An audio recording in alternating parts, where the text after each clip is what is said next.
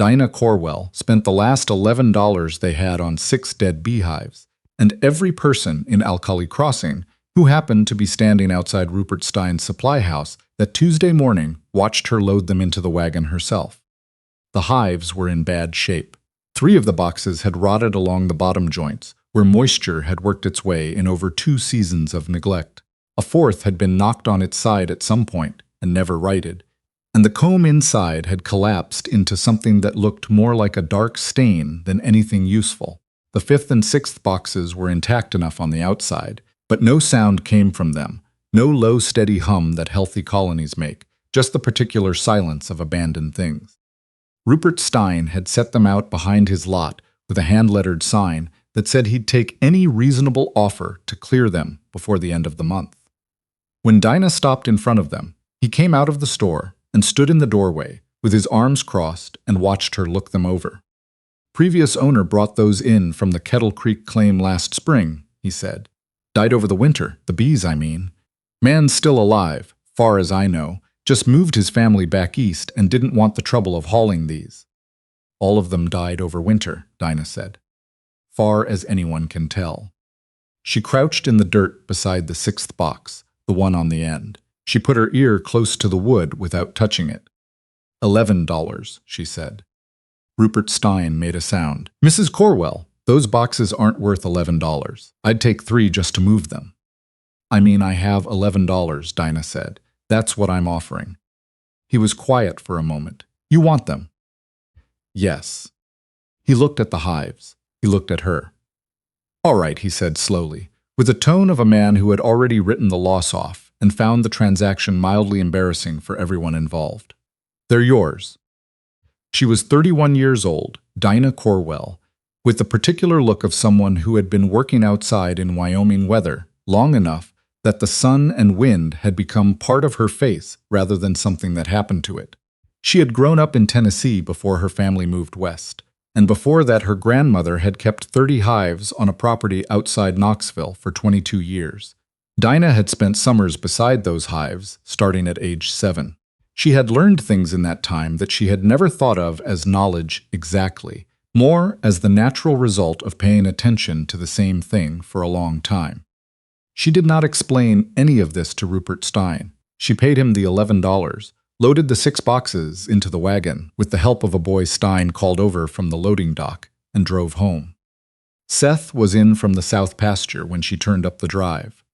He had been working the fence line since morning, the kind of work that showed on a man's hands and not much anywhere else, and he came toward the wagon with the careful walk of someone whose back had been arguing with him all day. He was 36, Seth Corwell, solid through the chest and shoulders, with a face that gave away less than most men's. He looked at the wagon bed. He looked at her. He took off his hat and held it. "What," he said, "are those?" "Beehives," Dinah said. 6 of them. Help me get them to the back shed." He came around to the wagon and looked at the boxes, the way a man looks at something he doesn't immediately understand, but knows he's going to have to. He didn't say anything for a moment. "Dinah," he said, "I know. Those are empty, yes, or mostly empty. That's the point." He put his hat back on. He looked at her, and what moved across his face was not anger. She knew what Seth's anger looked like, and this wasn't it. It was closer to the expression of a man adding one more difficult number to a column that had been running the wrong direction for a long while. "That was our $11, he said. "Yes, that was the $11. "Yes, help me unload them, and I'll explain while we work." He stood there one moment more. Then he picked up the nearest box. "All right," he said. "I'm listening." She told him about her grandmother's hives while they carried the boxes to the back shed one by one. She told him about the winters in Tennessee when her grandmother would lose a colony and come out in February to examine the dead comb and the cluster that hadn't made it, running her bare hands through what was left and explaining to a 7-year-old girl why it happened. She told him about the time a neighbor threw out 4 collapsed hives that her grandmother asked to take, and what happened over the following spring. Seth listened without asking questions until she was done. "You think one of these has something in it," he said. "The last one, the 6th box. I heard something when I put my ear to it." He looked at the boxes lined up along the shed wall. What did you hear? Not much, but something. He was quiet. Outside, the Wyoming wind moved across the property the way it always did in late October, with a particular flatness to it, a cold that didn't have drama, just persistence. What's your plan? He said. That was Seth Corwell's way. Not why did you do this, not what were you thinking. What's your plan? She had understood that about him before she agreed to marry him, and she had found over 6 years of a hard life on a Wyoming, claimed that it was the thing she valued most in him, on the days when everything else felt like it was trying to close in. She told him the plan. The 6th box had a colony, not a strong one, nothing close, but she found the evidence of it when she opened the hive the next morning in the gray early light, with the temperature barely above freezing. A small cluster had formed in the upper corner of the box, fewer than she'd hoped, maybe 2,000 bees at the center of what should have been a colony of 40,000 or more. The comb around them was largely consumed. They had eaten through most of their stores. They were days, maybe a week, from the end. She did not tell Seth how close it was. She didn't see the use in that. She had brought her grandmother's equipment west in a wooden crate that had traveled with her through 3 moves and 2 bad years and 1 year that had been worse than the 2 bad ones combined. A smoker, a hive tool, a pair of leather gloves with long cuffs, a notebook that her grandmother had used for the first 3 years of her own beekeeping, half filled with precise handwriting in faded ink, leaving the back half empty. Dinah had added entries of her own over the years, observations mostly, small careful records of things she'd seen and what had followed from them. She started feeding the colony that first morning. Sugar syrup, the proportions she'd learned from the notebook. She insulated the box with old wool sacking, leaving the entrance reduced to a slot no wider than her finger to cut the draft and help the cluster maintain its heat. She examined what remained of the comb carefully and removed the sections that had gone bad, the dark spots where mold had begun, leaving only what was clean. She found the queen in that first examination. She was deep in the cluster, and when Dinah located her, she was alive, moving with the slow deliberateness of a queen who had been through something serious and had not entirely decided yet whether the situation warranted effort. She was marked. The previous beekeeper had put a small blue dot of paint on her thorax, the kind of marking a careful keeper used to track a queen's age. Blue meant she was 2 years old, still in her prime. Dinah looked at that blue dot for a long moment. All right, she said, to the hive or to herself or to nobody. She started the notebook the same day. Not her grandmother's notebook, that one she kept separately, but a new one, plain paper bound in brown card. She wrote the date. She wrote what she'd found and what she'd done. She wrote down the approximate cluster size, the condition of the comb, the amount of stores remaining, the temperature, the weather. She wrote down the queen's marking and her estimate of the queen's condition. She wrote what she expected to see in the following days and what it would mean if she saw it or didn't. Alkali Crossing had perhaps 70 families within a day's ride of the main settlement, and like most frontier towns of its size, it moved information through its women with a speed and accuracy that would have surprised anyone who underestimated how much attention people paid to one another when they had nothing else to look at. By the end of the week after the purchase, Vivian Lund knew about the hives, and Vivian Lund had told her sister-in-law, who had told the women she sat with at the Methodist Auxiliary, and by the following Tuesday it had become the kind of story that people repeated not unkindly, but with the particular relish of a tale that had a clear shape. A woman with no money to spare had thrown it away on dead beehives, and winter was coming. Dinah became aware of her new reputation when she went into Stine's store for lamp oil and found 3 women in the dry goods section whose conversation stopped when she opened the door with a completeness that told her everything she needed to know about what they had been saying. She bought her lamp oil. On the way out, she passed Vivian Lund on the front steps, which was not surprising since Vivian had a talent for appearing at transitions. She was a woman of about 42, pleasant-faced, and thoroughly interested in other people's business, in the way of someone who had decided that noticing things was a form of community service.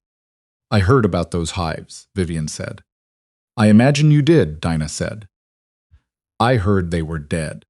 Some of them, Dinah said. I'm working on the rest. Vivian's expression settled into something that was almost sympathy, hadn't quite arrived there. You know there's no bringing back a dead colony.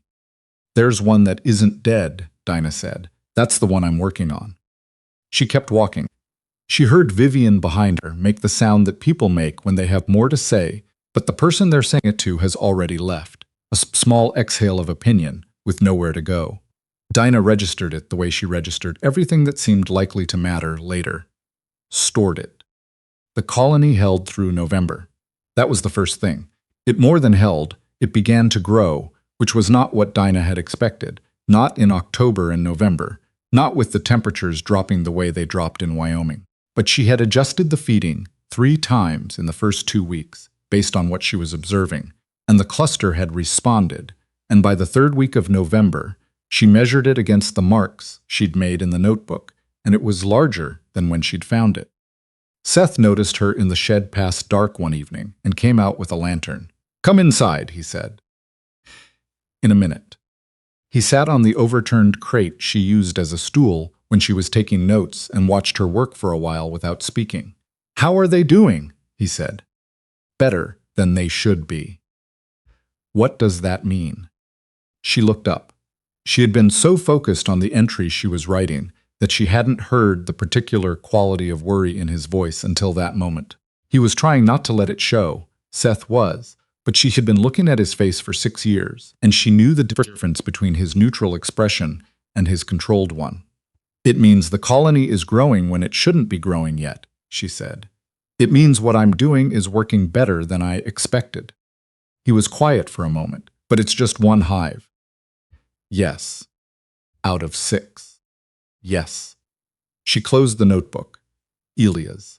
She stopped. She had meant to say something else, but her husband's name had come out wrong, and she looked at him in the dim shed, and he looked back at her, and neither of them said anything about it. Their son, Elias, had been 4 years old when the fever took him. That was 3 winters ago. There were still moments when she reached for words and found that name first. Seth didn't say anything. He just waited. "It's 1 hive," she said finally. "But I think it's going to be something. I don't know how to explain that more clearly than that." He nodded, the slow nod of a man accepting something he doesn't have full sight of, because the person holding it has earned the right to be believed. He picked up his lantern and stood. "Come in before midnight," he said. "You were up till 2 last Tuesday." "I know." "I heard you." She looked at him. The cluster was making a different sound. "I wanted to check on it." He looked at her steadily, and something crossed his face that wasn't quite a smile but was in the same family. "All right," he said. He went back inside. She turned back to the notebook and finished the entry. November 19th, colony expanding. Queen activity visible at comb edge. Feeding uptake increased by roughly 1/3 in the past 5 days, consistent with population growth. Adjusted syrup concentration this morning. Will note response. She paused, then added, "Seth asked how long. Didn't answer directly. I think I need to see the first honey before I know what I have." December was cold in the way December was always cold in Wyoming, which was to say absolutely and without negotiation. The shed held heat poorly, and Dinah had rigged a small setup with hot bricks wrapped in cloth to supplement the colony's own warmth on the worst nights, which was not a conventional approach to winter beekeeping, and which she noted carefully in the notebook alongside its results. The gossip from Vivian Lund had spread, and then, as gossip did in winter when other things arrived to compete with it, had thinned out. People had their own problems. The Delacroix family on the north end of the settlement lost 1/3 of their cattle to a January cold snap that came in fast and hard. A dispute over water rights between 2 families on the east side took up the community's attention for a full 2 weeks. By February, nobody was talking much about Dinah Corwell and her dead beehives, which suited her fine. She had started on the 2nd notebook in January. The first one was full 56 days of twice-daily entries, feeding records, temperature logs, behavioral observations. She had begun, somewhere in December, to notice patterns that she hadn't expected to notice, variations in the colony's behavior that corresponded to weather changes 36 hours before those changes arrived. A restlessness in the cluster that preceded a hard frost, a settling quiet that preceded warming. She wrote all of it down. She also began in January to work on the other 5 boxes. 4 of them were genuinely dead, nothing to do there but clean and restore the equipment. But the 5th box, the one she had dismissed in October, turned out, when she opened it in late January, to have something she hadn't expected. Not a live colony, that was gone, but comb in unusually good condition. Dark, old, full of what her grandmother had called character comb, built over multiple seasons by a healthy population. That comb was information. She could tell, from its structure and its smell and the way the wax had hardened, something about how the previous beekeeper had managed the colony, what he'd done right, what he might have done differently near the end. She sat with that for an afternoon, and then wrote 12 pages in the notebook about what she was looking at and what she believed it meant.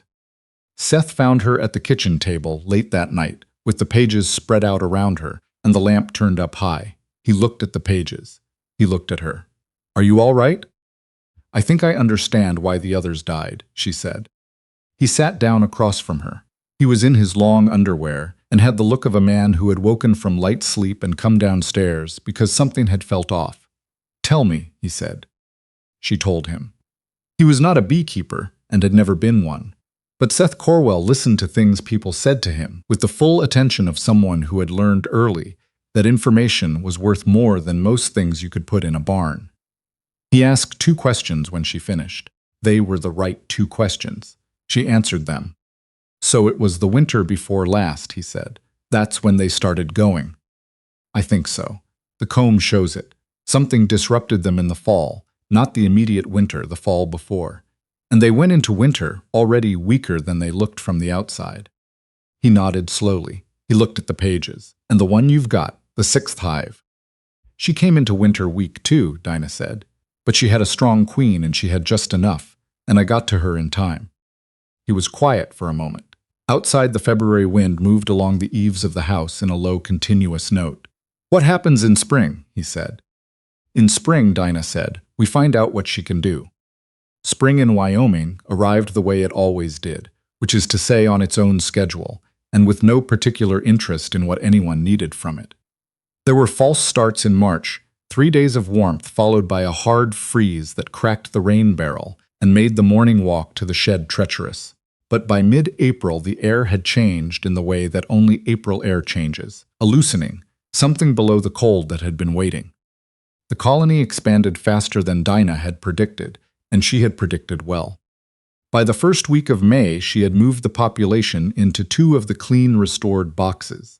A split that required careful handling and 2 full hours of work that left her covered in stings on her forearms, despite the gloves, because there was no way to do certain things without accepting certain costs. She noted the stings in the notebook. She noted the queen's behavior during the split. She noted the response of the secondary cluster in the hours after. The first honey came at the end of May. Not much, the colony was still building, but enough. She extracted it with the hand extractor she had brought from Tennessee, a small hand-cranked thing that her grandmother had bought in 1851, and that still worked as well as anything Dinah had seen since. She put the honey in a clean jar and left it on the kitchen table. Seth came in for midday dinner and saw the jar. He stopped in the doorway. "That's ours," Dinah said. He came over and held it up to the window. The color was different from ordinary honey, deeper, more amber than the pale gold of the commercial product Rupert Stine sold in tins. He opened the jar and smelled it, and then looked at her with an expression she couldn't immediately read. "Taste it," she said. He did. He set the jar down carefully and stood with his hand on the table and didn't say anything for a moment. "Dinah," he said. "I know. That's not what honey tastes like. It's what honey tastes like when it comes from a colony that's been managed a particular way," she said. "My grandmother's honey tasted like that. I've been trying for 20 years to produce honey that tasted like that, and I couldn't understand why I couldn't until I started keeping these notes." He looked at the jar. He looked at her. "What's different?" She explained. It was a long explanation, and she had been turning it over in her mind for weeks, testing it against what the notebook showed, trying to be precise about causes and not just results. The queen's genetics mattered, yes, but that wasn't all. The forage patterns she had encouraged, by planting early blooming herbs along the south side of the shed. The timing of the feeding schedule in winter, which had affected the health of the bees born in spring, which were the bees building comb now. The removal of old dark comb that would have tainted new honey with residues from previous seasons. A dozen small decisions made one at a time based on what she had observed, and the honey in that jar was their accumulated result. Seth listened to all of it. Then he said, "You need someone people trust to taste this." She had been thinking the same thing for 2 weeks. Constance Farley had been managing her dead husband's claim alone for 4 years, and had a reputation in Alkali Crossing for practicality, so thorough it could read as coldness. If you didn't know her well enough to understand, it was simply honesty without decoration. She had 3 horses, a small flock of sheep, and 2 beehives that had been producing less than she expected for the past 3 seasons. She showed up at the Corwell property on a Wednesday in early June without sending word, which was her way, and knocked on the shed wall when she found Dinah there. "I heard your hive came back," Constance said. "It did. And it's producing something." "Yes." Constance looked at the setup without touching it. She was a methodical observer, and she had been that way, Dinah suspected, her entire life. "I've got 2 hives that are declining and I don't know why," she said. "I've had someone from Dalton Ridge look at them and I got nothing useful." "Come back Saturday," Dinah said. "Bring whatever records you have." Constance came back Saturday with a small ledger that showed 3 years of honey yields, precise columns of dates and weights. Dinah read it at the kitchen table, while Constance sat across from her and waited without filling the silence. "Here," Dinah said, touching a column. "July of last year. The yield drops sharply, not gradually, sharply." I noticed that. But the problem didn't start in July. Dinah moved her finger back 2 months. "It started here, in May. The high-yield days disappear. You're still getting honey, but the peaks are gone. Something happened in May." Constance looked at the page. "I moved the hives in May," she said slowly, 20 feet, to get them out of the shade of the new fence line. And the orientation changed. "Yes." "By how much?" Constance thought about it. 90 degrees approximately. "I turned them to face east instead of south." Dinah nodded. "Bees are more sensitive to orientation than most keepers account for. It's not the whole answer, but it's the beginning of the answer." She reached for the notebook. "Tell me about your forage situation." They talked for 2 hours. By the end, Dinah had written 3 pages, and Constance had the look of someone rearranging the furniture of something she thought she had understood. At the door, she paused. "You kept notes on all of this," she said. It wasn't quite a question. "Every day, sometimes twice." "Why?" Dinah considered it. "Because if I only keep it in my head, I can't show anyone why something worked. I can't even always show myself." Constance looked at her steadily with the dark, precise eyes of a woman who had learned to evaluate things quickly because she didn't have time to be wrong. "I'll try what you said," she said. "I'll keep my own records." She paused. "I'll let you know what I see." She left, and Dinah stood in the doorway and watched her horse disappear down the track, and then went back to the shed to check the colony. The second thing that came from outside was harder to prepare for. Vivian Lund's daughter, Lucinda, was 19 years old and had inherited her mother's gift for being present when information was moving. But she had something her mother lacked, a quality of conscience about the information that made her occasionally uncomfortable with her own position in its movement. She arrived at the Corwell gate on a Thursday morning in July, looking flushed in a way that was not accounted for by the heat. "There's a man in town," she said without much preamble. "Name of Howard Wick. He came in on Monday from Cheyenne. He's been asking about you specifically, about the hives, about the honey, about what you've been writing down." She looked at Dinah with a directness that was more considered than her mother's versions of directness. "He bought Minerva Chat coffee at the hotel yesterday and spent an hour with her." "What did he say he wanted?" "He told Rupert Stine he represents a group of agricultural interests out of Cheyenne. He said the word evaluate." Lucinda paused. "I don't know if he's what he says he is. But I thought you should know before he came to you, because I know my mother told the whole settlement about your hives last fall and said what she said, and I thought." She stopped. I just thought you should have time to think. Dinah looked at her for a moment. Thank you, she said. That was kind of you to come. Lucinda shrugged with the self-consciousness of someone not sure what to do with being thanked for something she knew she was doing, partly to make up for something else. You helped Constance Farley, she said. Constance told my aunt. My aunt told me. That's all. She gathered her reins. Just be careful. Howard Wick's letter arrived that afternoon through Rupert Stine's delivery boy. She read it at the kitchen table with the notebook open beside it. She thought about what she had and what she was willing to show and what she was not willing to give away before she knew what it was worth. She thought about the distinction between those things for a long time. Then she wrote his name at the top of a fresh page and began making notes. But before Howard Wick, there was Minerva Chatt. Minerva had been the first woman to settle in Alkali Crossing, arriving with her husband in 1869, when it was nothing but a trading post and a name on a survey map.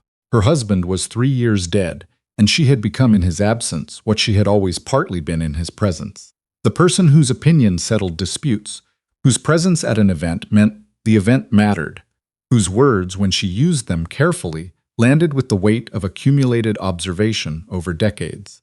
She was 60 years old and had the face of a woman who had seen most things and formed precise opinions about all of them. She had been among the first to hear about Dinah's purchase the previous fall.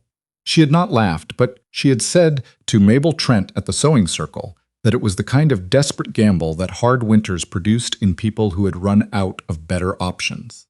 The words had traveled the way words traveled in Alkali Crossing. Dinah drove to Minerva's house on a Saturday morning in late July with a cloth-covered jar of honey and a very clear sense of what she was asking for and what it would cost her if the answer was ordinary. Minerva opened the door before Dinah had knocked twice. She looked at the jar. "Come in," she said. The house was the oldest and solidest structure in the settlement. There was a woven rug on the floor and photographs on the mantel, and the kind of accumulated order that took years to develop, everything in a place that had been decided and not reconsidered because it was right the first time. Minerva sat her at the kitchen table and brought out cups of real tea without being asked, and Dinah understood that this meant she had already decided to give the conversation time. "I have something I want to ask you to taste," Dinah said, "and then I want your honest opinion, not your kind opinion, your honest one." Minerva looked at her with the expression of a woman who had never particularly confused the two. "Those are the same thing in this house," she said. Dinah uncovered the jar and set it on the table. Minerva looked at the color for a long moment. She picked up the jar and held it to the window the way Seth had done, and the amber caught the morning light in a way that was, Dinah had come to understand, not incidental but diagnostic. That color told you something about where the bees had been, and what they had found, and how the honey had been handled. Minerva seemed to understand this without being told. She tasted it. She set the spoon down and sat back and was quiet in the way of someone whose attention had just been fully captured without their permission. "That came from your hives," she said. "The one surviving hive," Dinah said, "and the colonies I've split from it since spring. The dead ones you bought from Rupert last October." "The one that wasn't fully dead, yes."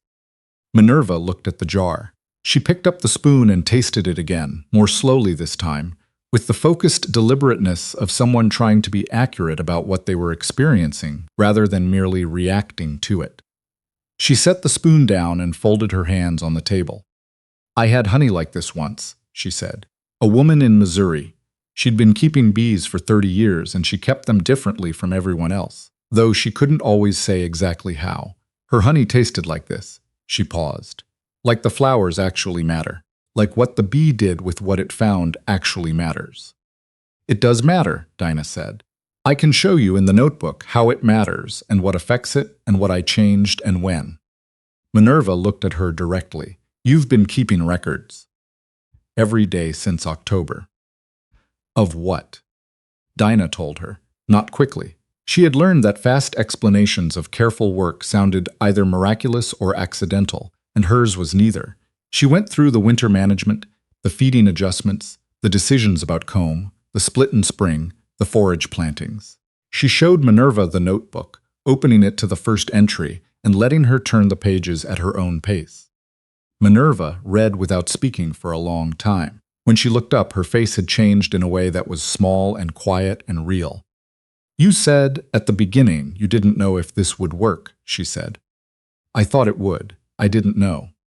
And if it hadn't, then I'd know what didn't work, and I wouldn't do it again." A silence settled in the kitchen. Outside, July birds moved through the cottonwoods along the waterline, and the sound came through the window clear and ordinary. Minerva picked up the jar of honey one more time, looked at it, set it down. "I told Mabel Trent last fall that buying those hives was a desperate gamble," she said. "I know you did. I was wrong." She said it with the same directness she applied to everything. No hedging, no softening. Not about the desperation. "I was wrong about the gamble. There's a difference between gambling and making a calculated decision that other people don't have enough information to evaluate." She paused. "I didn't have enough information." "No," Dinah said, "you didn't." Minerva looked at her steadily. Something in her expression that Dinah had not seen there before arrived quietly, a recognition of one capable person by another, the specific and uncommon kind. "I'll tell people what I tasted today," she said. "I don't embellish and I don't advocate beyond what I've seen. But when I say something about food and livestock in this settlement, people know I mean it." "Yes," Dinah said, "they do." She drove home through the July afternoon with an empty jar, and the kind of feeling that didn't have a clean name, not triumph and not relief. Something older and more complicated than either. The gamble had paid exactly as she had needed it to. She was aware, sitting in the wagon with the afternoon light on the dry grass, of how thin the margin had been. One jar, one woman's judgment, one morning. Any of it slightly different, and she would be going home to a modest honey yield, and nothing changed. She had not allowed herself to know how frightened she was, until now that she didn't need to be. Howard Wick arrived the following Friday. He was younger than she'd expected, perhaps 38, with the particular alertness of a man who had spent years moving through different places and had learned to read each one quickly. He looked at the hives when he came up the drive, before he knocked, before he introduced himself, with the focused assessment of someone who knew what he was looking at. She put him at the kitchen table. She did not put out coffee. She wanted him attentive. He told her who he was without her asking. The Wyoming Agricultural Improvement Consortium, based in Cheyenne, 6 years operating, interested in methods that produced measurably better results from standard livestock, looking to document and distribute those methods to member farms across the territory. He had followed a chain of reports from Rupert Stine to a trader in Bitter Creek to someone in his own network, and he had come to determine whether what he'd heard was substantiated. "How many other reports like mine have you followed up?" Dinah said. He looked at her. The question had caught him slightly off balance, which she thought was useful. "Several," he said. "In the past 2 years, 3 specifically." "What did you find?" He told her honestly. One had been a genuine method, practiced well for years, but the practitioner couldn't document it and couldn't explain it clearly enough to teach it. Another had been overstatement, healthy animals presented as a transformation. A third had been real but too limited in scale to be meaningful outside its specific conditions. "The first one is the common failure," he said. "Good instincts that were never written down." "I wrote everything down," Dinah said. She put the notebook on the table. He looked at it. "May I?" She slid it toward him. He read for 23 minutes. She counted, not because the number mattered, but because watching someone read the record of months of work required something to do with her attention. She watched his face. The performance of professional evaluation dropped back, somewhere around the 4th page, into something that was closer to plain response. He turned pages carefully, the way you turned pages when you understood you were handling something. When he closed the notebook, he sat back and looked at her. "This is complete," he said. "Yes. Not just records, analysis. You documented the reasoning, not just the results. If I can't explain why I did something, I can't teach anyone else to do it." He nodded slowly. "What do you want from this?" he said. She had been ready for that question. "I want to expand here," she said. "More hives, proper equipment, enough to supply beyond the local settlement, and I want to teach what I know to people who need it and can't always pay much for it. There are women in this territory managing livestock alone who are losing animals they don't have to lose because nobody ever showed them how to look carefully. And commercially, I want a percentage that reflects the fact that what you'd be distributing comes entirely from what I built. She paused. I don't know your standard arrangement, but I know that whatever it is, it was designed for people who couldn't document their method. I can document mine. He looked at the notebook. 50% of any commercial licensing, he said. That's higher than our standard. Your standard was set for a different situation. He was quiet for a moment. He looked at his hands on the table, the hands of a man who made decisions for a living, and knew when he was in the presence of something that changed the calculation. I'm authorized to commit preliminarily, he said.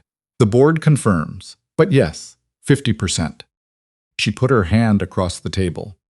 He shook it.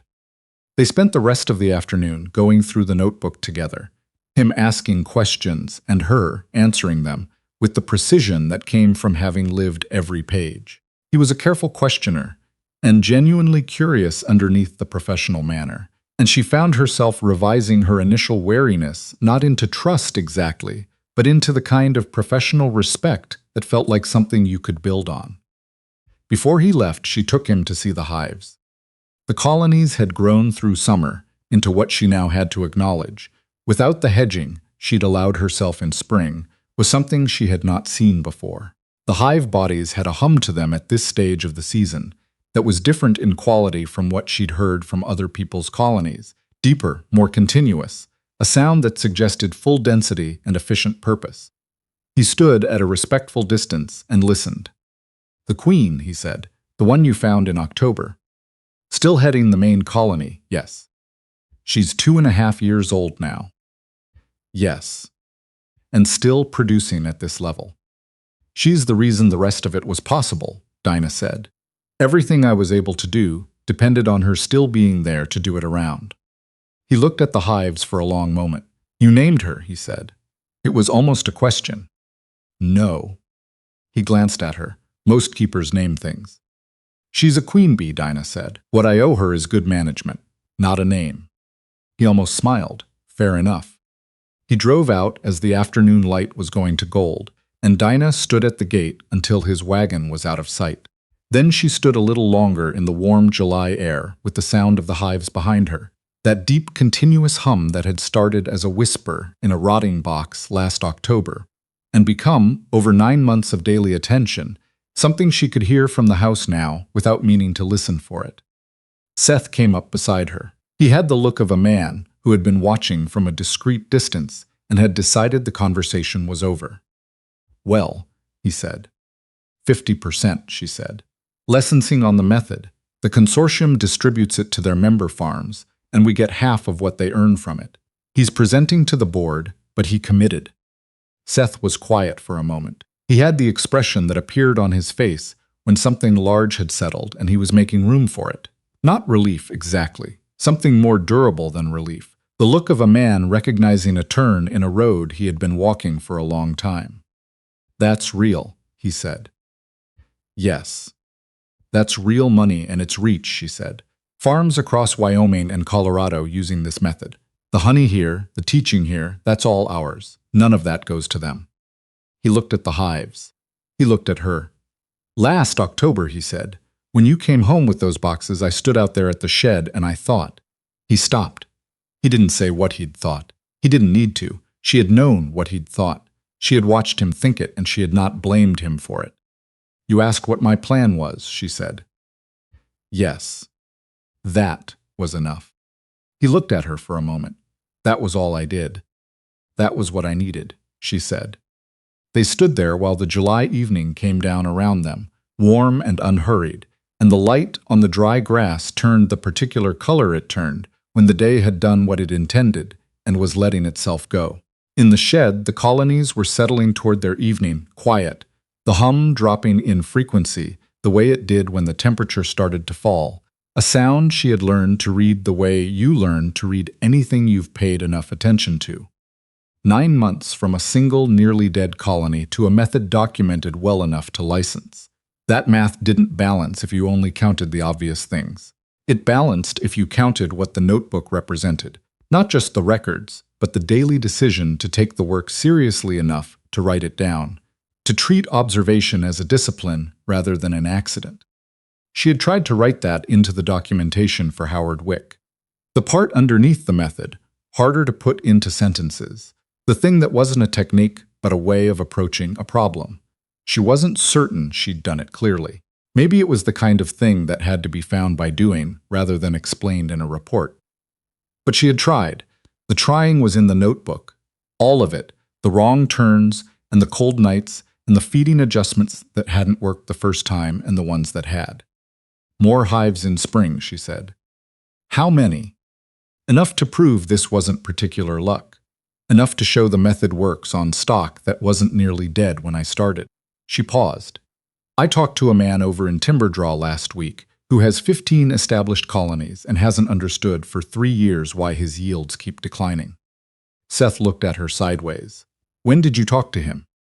When I was in Bitter Creek delivering to the hotel. He made the sound he made when he discovered she was already 3 stages into something he thought was still in planning. So while I've been thinking about whether we expand, he said, you've already identified where from. I didn't see the use in worrying about whether before knowing how. He nodded slowly. Draw me what you need built, he said. I'll figure out the materials. She reached over and took his hand once, briefly, and then let it go. Small and matter-of-fact, the way they did things, without ceremony. Before the frost, she said. Before the frost, he agreed. The evening settled around them, and the hives went quiet, and somewhere a late bird called once, and was answered, and then was not. The woman who had spent her last $11 on 6 dead boxes in October stood in her yard in July and knew, without needing to say it to anyone, that she had not failed, had not merely survived either. Surviving was the wrong word for what had happened. She had looked at something that everyone had already decided was finished. She had looked at it carefully and found what was actually still alive inside it. And then she had paid attention, every day, through cold and doubt, and the particular weariness of work that doesn't show results right away, and she had written it all down. The writing was how she had known what she knew, and now the knowing would go further than her own shed, further than Alkali Crossing, further than she would be able to follow. That didn't diminish it. She had thought it might when she first considered the licensing arrangement, thought that sharing the method might somehow leave her with less of it. But standing here in July, she understood that it worked the other way. What you built through real attention and real patience and real record-keeping didn't shrink when you gave it to someone else. It proved itself by multiplying. She went inside and opened the notebook to a clean page.